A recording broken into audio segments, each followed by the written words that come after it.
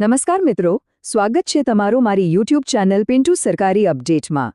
આજે આપણે ઉત્તર ગુજરાતના ભવિષ્યને આકાર આપવા જઈ રહેલા એક જબરદસ્ત મેગા પ્રોજેક્ટની વાત કરવાના છીએ।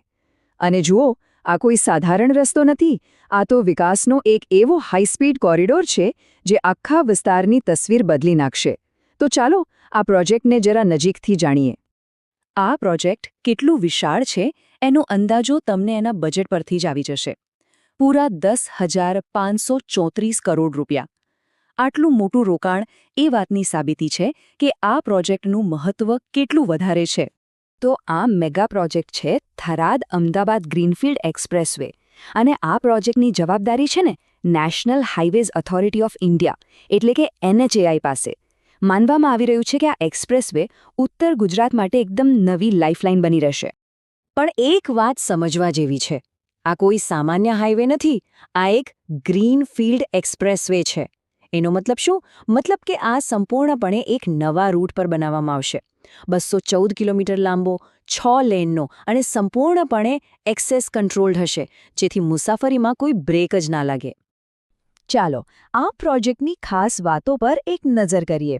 લંબાઈ છે 214 કિલોમીટર, 6 લેનનો હાઈવે અને એક્સેસ કંટ્રોલ છે એટલે કે ટ્રાફિકની કોઈ માથાકૂટ જ નહીં। અને સૌથી મહત્વની વાત, ઓગસ્ટ 2024માં આ પ્રોજેક્ટને સત્તાવાર રીતે લીલી ઝંડી પણ મળી ગઈ છે। હવે જુઓ, દેશ માટે તો આ એક મોટો પ્રોજેક્ટ છે જ, પણ આપણા ગુજરાતના લોકોના જીવન પર આની શું અસર થશે? કારણ કે અસલી બદલાવ તો ત્યાં જ દેખાય છે, ખરું ને?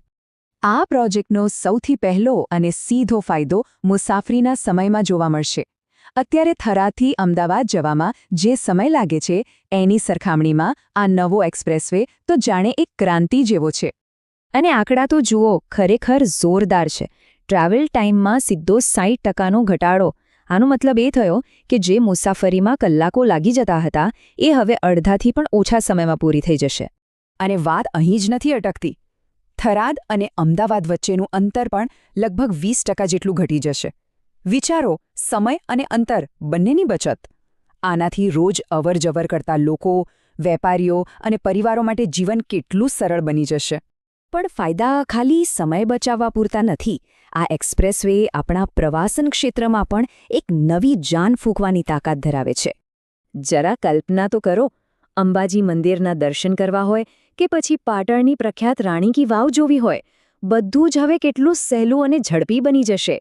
એટલું જ નહીં, રાજસ્થાનના મહેરાનગઢ કિલ્લા અને દિલવાડાના મંદિરો જેવા પ્રવાસી સ્થળો પણ હવે પહેલાં કરતાં વધુ નજીક લાગશે। હવે ચાલો આ પ્રોજેક્ટને થોડા મોટા પરિપ્રેક્ષ્યમાં જોઈએ, કારણ કે આ માત્ર ગુજરાત માટે જ નહીં પણ આખા દેશ માટે એક ગેમ ચેન્જર સાબિત થવાનો છે। કેવી રીતે? તો સમજો, આ એક્સપ્રેસવે ભારતના બે સૌથી મોટા અને મહત્વપૂર્ણ ઇકોનોમિક કોરિડોરને જોડતી એક કડી તરીકે કામ કરશે। આનાથી દેશના વેપાર ધંધાને એક નવી જ ગતિ મળશે। ચાલો આને વધુ સરળ રીતે સમજીએ। એક બાજુ છે અમૃતસર-જામનગર ઇકોનોમિક કોરિડોર, બીજી બાજુ છે દિલ્હી-મુંબઈ એક્સપ્રેસવે, અને આ બંને મહાકાય કોરિડોરની વચ્ચે પુલનું કામ કરશે આપણો આ નવો થરાદ-અમદાવાદ એક્સપ્રેસવે। આનાથી દેશનું આખું ટ્રાન્સપોર્ટ નેટવર્ક ઘણું મજબૂત બનશે।